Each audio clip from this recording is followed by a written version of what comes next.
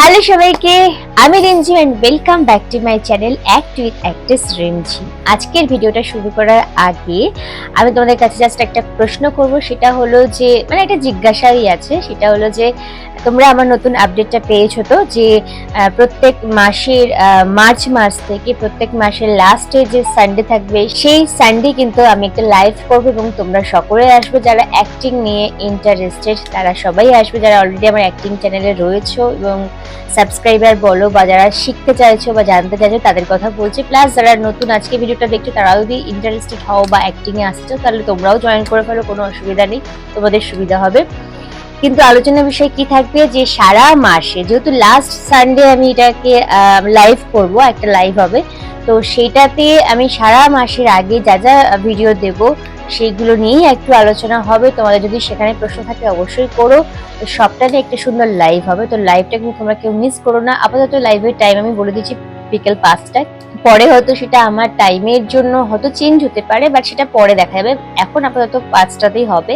প্রত্যেক সপ্তাহে যে স্যাটারডে এবং টুইসডে করে তোমাদের জন্য বড় ভিডিও আনবো, সেটা কিন্তু অবশ্যই সকাল 9টায় আপলোড হবে, তো মিস করো না কেউ, অবশ্যই দেখো।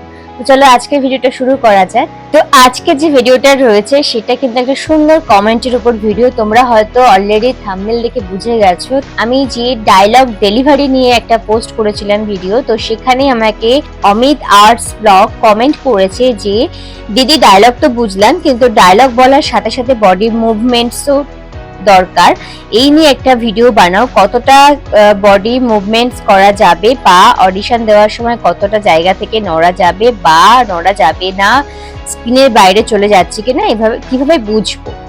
খুব ভালো প্রশ্ন। প্রথমত বলি এটা একটা খুব দরকার। তো চলো আজকে এটা জানবো। তো অমিতের সাথে সাথে আমরা সকলে জানবো যারা জানি না নতুন। তো চলো শুরু করা যাক আর দেরি না করে। তো আমরা অনেক সময় অনেককে অ্যাক্টিং করতে দেখেছি যারা খুব স্টিল ভাবে দাঁড়িয়ে ডায়লগ বলে, আবার অনেককে দেখেছি যে বডি মুভমেন্ট করে বা তোমার বডি ল্যাঙ্গুয়েজ একটু অন্যরকম থাকে, সেরকম ভাবে অনেকে অ্যাক্টিং করে। তো আমার তোমাদের কাছে প্রশ্ন যে তোমাদের কোনটা ভালো লাগে, মানে স্টিল দাঁড়িয়ে ডায়লগ বলা ভালো লাগে নাকি মুভমেন্ট করে ডায়লগ বলাটা ভালো লাগে? এটা আমাকে অবশ্যই কমেন্ট করে জানিও, তাহলে আমার অ্যান্সারটাও তোমাদেরকে তখন বলবো, ঠিক আছে?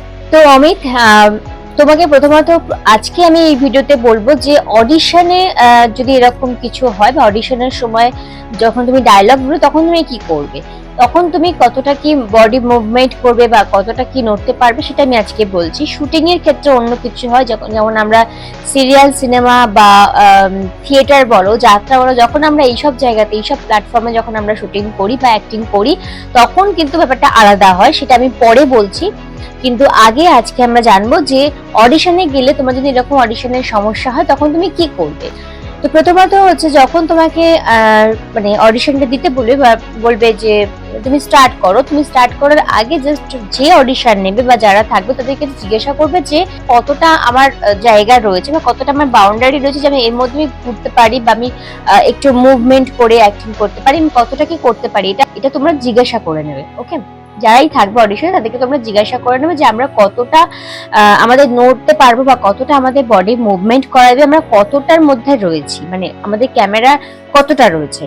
এইবার অনেকে হয়তো অ্যান্সার দেবে যে তোমাদের ফুল আছে, অনেকে হয়তো অ্যান্সার দেবে তোমাদের নি লেন্থ পর্যন্ত আছে, অনেকে বলবে যে টাইড আছে। তবে আমি বলবো যে বেশিরভাগ অডিশনের ক্ষেত্রেই না মোটামুটি ফুল থাকে বা নি লেন্থ পর্যন্ত ক্যামেরার একটা অ্যাঙ্গেল থাকে, ঠিক আছে? বেশিরভাগ ক্ষেত্রে এখন কি হয়, অনেকে মোবাইলে শুট করে, ঠিক আছে? মোবাইলে অনেকে শুট করে যে অনেকের কাছে ক্যামেরা থাকে না, নর্মালি একটা অডিশন নেওয়ার জন্য একজন কেউ মোবাইল ধরে রাখছে, তো সেই মোবাইলে শুট করে। এইবার যদি সেটা হয় তো সেক্ষেত্রে তোমাকে হয়তো বলো তুমি এই পর্যন্ত যাও, এই পর্যন্ত যাও।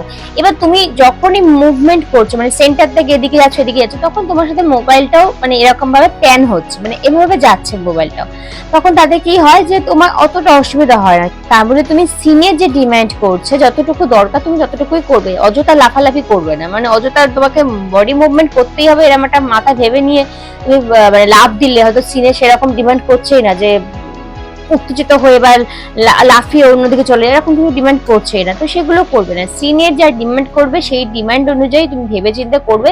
তবে এরকমও না যে আমাকে বডি মুভমেন্ট করতেই হবে, আবার এরকমও না আমাকে স্টিল দাঁড়িয়ে অভিনয়টা করতে হবে। সবটাই নিজের উপর বুঝে, সিন বুঝে করো। আর অনেক জায়গাতে স্টিল ক্যামেরাও থাকে, যেটা থেকে মানে বেশি অডিশন নেওয়া হয়, তো সেখানে স্টিল ক্যামেরাতে তুমি জিজ্ঞাসাই করছো, তোমাকে বলে দেওয়া হচ্ছে, তো যতটুকু দরকার তো তুমি বডি মুভমেন্ট করতেই পারো। সেটা নি লেন্থ থাকে, ফুল থাকে, তো অসুবিধা কিছু হয় না, টাইট খুব কম থাকে। আর যদি মনে করো তুমি স্ক্রিনের বাইরে চলে যাচ্ছ, এটা একটা অসুবিধা হচ্ছে, তাহলে আমি তোমাকে একটা ছোট্ট টিপস দিই। সেটা হলো যে যখন তুমি জিজ্ঞাসা করবে যে আমার কতটা বাউন্ডারি আছে বা কতটা আমার জোন আছে, সেটা আমাকে একটু বলে দিন, বা আমার কতটা আছে, লেন্থ কতটা আছে, সেটা আমার ফুল লেন্থ আছে না নি লেন্থ আছে, এগুলো তুমি জিজ্ঞাসা করে নিলে। দেন যদি বলে যে ফুল লেন্থ বা যদি বলে কি বলে নি লেন্থ, তো সেটা একটা আইডিয়া করবে যে তাহলে আমার মোটামুটি আমার হাত পা মোটামুটি আমার কোমর পর্যন্ত বা নি পর্যন্ত যতটুকু আমি বডি মুভমেন্ট করা যায় অ্যাক্টিং এর জন্য, আমি ততটুকু করবো, মানে উইথ ডায়লগ ততটুকু করবো। যেমন লাইক ধরো আমার যদি এখন নি লেন্থ থাকবে, তাহলে ধরো লাইক তুমি এইরকম করছো, বা কখনো মাথা চুলকাচ্ছ, বা এরম যে হাসছো, বা এই যে কথা এগুলো করছো, এগুলো তুমি করতে পারবে এই ফুল লেন্থ বা নি লেন্থ থাকলে। এবার ধরো তোমার কিছু স্টেপ এগোতে হবে, এবার সেক্ষেত্রে তোমার মনে হবে হতেই পারে যেটা তুমি আমাকে বলেছো আমি যে স্ক্রিনের বাইরে চলে যাচ্ছি কিনা কি করে বুঝবো।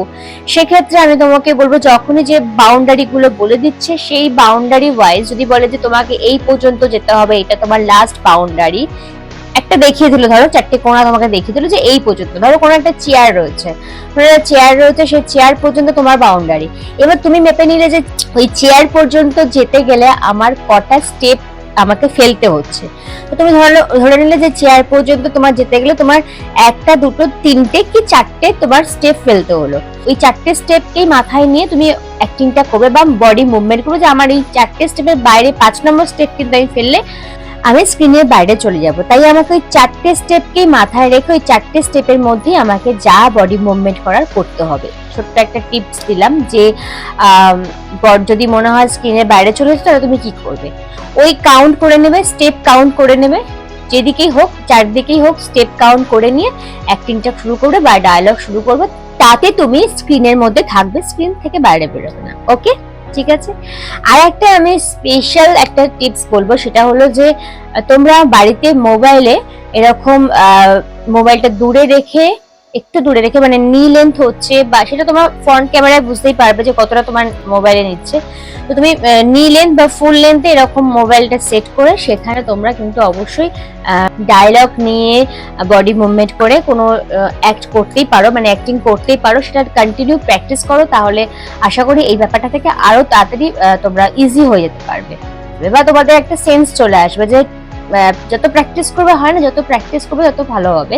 তো তোমরা ওইটাই করতে পারো, বাড়িতে মোবাইলটা কোনো জায়গায় সেট করে যেখানে তোমার ফুল লেন্থ আসবে, বা একটু হয়তো হালকা একটু জোন নিলে বা বাউন্ডারি নিলে তোমরা বুঝতেই পারবে ফ্রন্ট ক্যামেরা, তো সেখানে ওটা রেখে প্রত্যেকদিন বা যখনই সময় পাবে প্র্যাকটিস করো উইথ ডায়লগ, বডি মুভমেন্ট, এগুলো প্র্যাকটিস করো। দিয়ে তারপর তোমরা রেকর্ড করে নেবে, রেকর্ড করার পরে ওটা দেখলে তুমি বুঝতে পারবে যে তোমরা কতটা কি করতে পারছো। এরকম করতে করতে আইডিয়া হবে। ওকে অমিত, আশা করি বোঝা গেল। এটা অডিশনের জন্য আমি বললাম, এরপরে কোনো একদিন আমি আবার হয়তো শুটিং এ আমাদের কিরম কি করতে হয় এইসব মানে বডি মুভমেন্টে, সেটাও আমরা বলবো বা আমি বলবো, তোমাদের হেল্প হবে। তবে প্রথমে তোমরা অডিশনটার জন্যই জানো, কারণ অডিশনটা আগে, অডিশনে সিলেক্ট হলে তোমরা শুটিং করতে পারবে। তো সেই জন্য অডিশনে কি হয় বা অডিশনে বডি মুভমেন্টটা কতটা কি দরকার বা কতটা কি করা যায়, সেটা আমি তোমাদেরকে আজকের এই ভিডিওর মাধ্যমে বললাম। আশা করি তোমাদের হেল্প হলো। ওকে, তো আজকে আমরা যে বিষয়টা নিয়ে আলোচনা করছি যে অ্যাক্টিং করার সময় বডি মুভমেন্ট কতটা কি করবো, বা আমি স্ক্রিন থেকে বেরিয়ে যাচ্ছি কিনা, এইসব নিয়ে যে আমরা আলোচনা আজকে করলাম। এখানে আমার একটা একদম শুরুর দিকে অ্যাক্টিং প্রফেশনের একদম শুরুর দিকে যখন আমি অডিশন দিচ্ছিলাম, তখন এরকম আমার সাথে একটা ঘটনা ঘটে। সেই স্মৃতি আজকে আমি তোমাদের সাথে শেয়ার করতে চলেছি। এটা বেশ ভালো লাগবে তোমাদেরও, মানে আমার খুব ভালো লাগে যে প্রত্যেকটা ভিডিওতে আমি আমার মানে পেছনে ফেলে আসা স্মৃতি বা কাজের যে এক্সপিরিয়েন্স এইসব যে তোমাদের সাথে শেয়ার করি আমার খুব ভালো লাগে, কারণ তোমাদের হয়তো বুঝতে সুবিধা হয়। বা আমিও একটা টাইমে এরকমই নতুন ছিলাম, অনেক কিছু মিস করেছি, তো এগুলো আমারও নিজের ভাবতে ভালো লাগে, তোমাদের সাথে বলতে বা শেয়ার করতে ভালো লাগে, আর তোমাদেরও আশা করি এগুলো শুনতে ভালো লাগে যে না রিমঝিমও একটা টাইম এরকম মিস্টেক করেছে বা এগুলো জানতো না, আস্তে আস্তে শিখেছে। তো যাই হোক, আমি যখন ফার্স্ট আমার যে কাজটা পাওয়া অরক্ষণীয়া সিরিয়াল, সেখানে যখন আমি অডিশন দিয়েছিলাম, তো খুব নাম করা একজন ডিরেক্টর, এর আগে আমি তোমাদের হয়তো কোনো ভিডিওতে বলেছি, বাট এই ভিডিওতে আমি বলতে চাইছি না, যিনি এখন বেশ ভালো ভালো প্রজেক্ট আমাদেরকে উপহার দিচ্ছে, তো সিরিয়াল, তো উনি আমার অডিশন নিয়েছিলেন। তো আমি এরকম ঠিক দাঁড়িয়ে না, স্টিল হয়ে দাঁড়িয়ে অ্যাক্টিং করছিলাম, কারণ মানে ডায়লগ বলছিলাম, প্রচন্ড টেনশন হচ্ছিল, যেটা হয় আমাদের সকলের, যে প্রথম যখন অডিশন দিতে যাচ্ছি খুব টেনশন হচ্ছে, ডায়লগ ভুলে যাওয়ার একটা ভয় থাকছে, তো সেই জন্য না মানে অত, আর সত্যি কথা বলতে যে আমিও তো মানে একদম কোনো ইনস্টিটিউট থেকে কিন্তু আমি শিখে যাইনি, টোটালটাই আমার নিজস্ব মানে ভগবান প্রদত্ত অ্যাক্টিং এ যেটুকু দিয়েছে ভগবান, যে আমি অ্যাক্টিং করতে পারি যেটুকু, সেটা আমার ভগবান প্রদত্ত ছিল, কিছুটা নিজের চেষ্টায়, আর সবটাই কিন্তু কাজ করতে করতে আমার শেখা। তো সেই জন্য আমি জানতাম না যে বডি মুভমেন্ট করে অ্যাক্টিং করতে হয় বা করা যায়, এসব আমি জানতাম না। তো এক জায়গায় দাঁড়িয়ে স্টিল ভাবে এরকম আমি ডায়লগ বলেছি, ডায়লগটা টোটালটাই মানে ভালো বলতে পেরেছি, মুখস্থ বলতে পেরেছি, প্লাস অভিনয়টাও করতে পেরেছি দাঁড়িয়ে, এক জায়গায় দাঁড়িয়ে, কোনো ঘোরাফেরা কোনো ব্যাপার নেই। তো তখন আমাকে সেই ডিরেক্টর বললেন যে আমার এখনো মনে আছে, এবং এটা সারা জীবন হয় না, কিছু কিছু কথা, কিছু কিছু সময় মানুষ কখনো ভুলতে পারে না, তো আমার এখনো মনে আছে যে ডিরেক্টর আমাকে বললো যে খুব ভালো অভিনয় করেছো, ভালো হয়েছে, বাট যেটা দরকার সেটা হচ্ছে একটু বডি মুভমেন্ট দরকার ছিল, একটু ঘোরাফেরা দরকার ছিল, এক জায়গায় দাঁড়িয়ে তুমি পুরোটাই ভুলে গেলে, পুরো অভিনয়টা তুমি এক জায়গায় করে গেলে, একটু নড়ে চড়ে ঘুরে ফিরে করলে তাহলে আরো দেখতে ভালো লাগতো, এটা একটু কমতি, মানে এটা তোমার ঠিক, মানে এটা তুমি ঠিক হয়তো করতে পারোনি। তো আমি তখন বলেছিলাম হ্যাঁ হ্যাঁ স্যার, আমি জানি না, বা আমার হয়তো এটা মাথায় নেই, ফার্স্ট টাইম তো অনেক যেরকম বলা হয় সেরকম বলেছিলাম।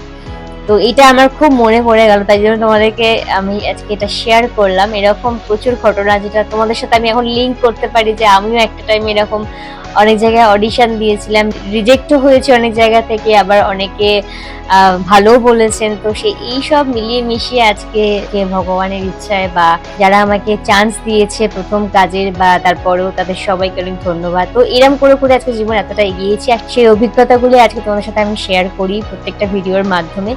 তবে আমি বলবো যে শেখা তো ডেফিনেটলি দরকার, যেটা আমি খুব মিস করি, যেটা আমি কাজ করতে করতে শিখেছি। মানে আমি একটা কথাই বলবো যে যদি শিখে আসতে পারো, যদি টেকনিক্যাল যে জিনিসগুলো, দেখো অভিনয়টা কিন্তু শেখানো যায় না ওইভাবে, অভিনয়টা পুরোটাই নিজের ভেতর থেকে আসে, নিজের ফিল থেকে আসে, যতক্ষণ না তুমি সিচুয়েশন, যতক্ষণ না তুমি ক্যারেক্টার ফিল করতে পারবে, ততক্ষণ তুমি কিছু করতে পারবে না। অভিনয়টা টোটালটাই ভেতর থেকে, কিন্তু আমাদের টেকনিক্যাল কিছু জিনিস জানতে হয়। এই টেকনিক্যাল জিনিসগুলো অভিনয়ের ক্ষেত্রে যদি আমরা জেনে আসি, দেন তাহলে কাজ করতে করতে আমাদের অপমান হতে হয় না, আমাদের দুটো কথা শুনতে হয় না, দেন আমাদের ডিরেক্টর বা ক্যামেরাম্যান যখনই যা বলবে শর্ট সম্বন্ধে বা জিজ্ঞাসা করবে বা ফট করে করতে বলবে, আমরা করে ফেলতে পারবো শুটিং এর সময়। এবার কারণ শুটিং এর সময় অত হাতে কারোর সময় থাকে না যে আমাদের হাতে ধরে শিখিয়ে পড়িয়ে তারপর শুটিংটা করাবে, সময় থাকে না। তো এটা ওনাদেরও কোনো দোষ নেই, কারণ প্রডিউসারের একটা চাপ থাকে।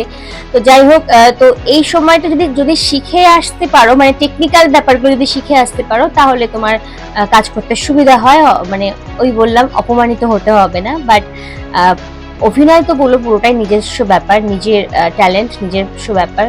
তো সেই জন্যই আর কি বলি বারবার যে তোমরা শিখে এসো, টেকনিক্যাল ব্যাপারগুলো শেখো। যদি কোনো ইনস্টিটিউটে গিয়ে শিখতে পারো যেখানে ভালো শেখাচ্ছে, সেখানেও শেখো। যদি মনে করো যে আমার চ্যানেল হোক বা আমার মতন এরকম যেসব অ্যাক্টিং চ্যানেল রয়েছে, তো সেখান থেকেও যদি তোমরা কোনোভাবে মানে নিজেরা শিখতে পারো তো শেখো। তবে আমার এই চ্যানেলটা করার কিন্তু উদ্দেশ্য মানে পুরোটাই তোমাদের জন্য, কারণ তোমরাই বেশ কিছু বন্ধু বা বেশ কিছু আমার এরকম অ্যাক্টিং সম্পর্কে, আমার ব্লগিং চ্যানেল যেটা রয়েছে অ্যাক্ট্রেস রিমঝিম দাস, সেখানে কিন্তু আমাকে এরকম অ্যাক্টিং নিয়ে অনেক কমেন্ট করেছো দিদি দিদি অ্যাক্টিং এ আসতে গেলে কি করতে হবে, কি করব না করবো, তো সেই সব ব্যাপারটা নিয়েই আর কি বলার জন্য আমি আলাদা করে এই চ্যানেলটা করেছি। আদারওয়াইজ আমার এরকম কোনো প্ল্যানই ছিল না যে অ্যাক্টিং সম্পর্কে কোনো রকম ভাবে এরকম চ্যানেল খুলবো বা এরকম চ্যানেল আমি অ্যাক্টিং এর কিছু তোমাদের টিপস বা তোমাদেরকে কিছু লেসেন্স দেবো, এরকম কিন্তু আমি কোনো রকম ভাবেই আমার কোনো প্ল্যান ছিল না। টোটালি কিন্তু তোমাদের জন্য, মানে তাদের জন্য, মানে যারা আমাকে এই কমেন্ট গুলো আমার ব্লগিং চ্যানেলে করতো যে দিদি অ্যাক্টিং এ আসতে গেলে কি করতে হবে, কি কি করবো, আমরা কোথায় কোথায় অডিশন দেবো বা অডিশনে গেলে আমাদের কি করতে হবে, এরকম প্রচুর আমি কমেন্ট পেয়েছি আমার ব্লগিং চ্যানেলে কিছু কিছু অ্যাক্টিং ভিডিওতে।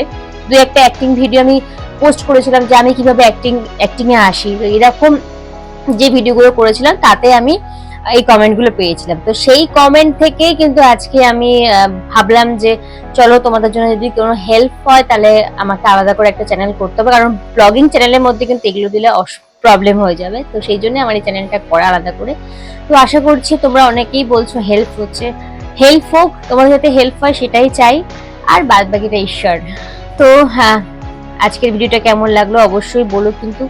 আবার যদি তোমাদের মনে যখনই যা প্রশ্ন আসবে অ্যাক্টিং নিয়ে আমাকে অবশ্যই করো, আমি আমার 100% দিয়ে তোমাদেরকে বোঝানোর চেষ্টা করবো বা বলার চেষ্টা করবো। ওকে, লটস অফ লাভ সবাইকে, খুব ভালো থেকো তোমরা।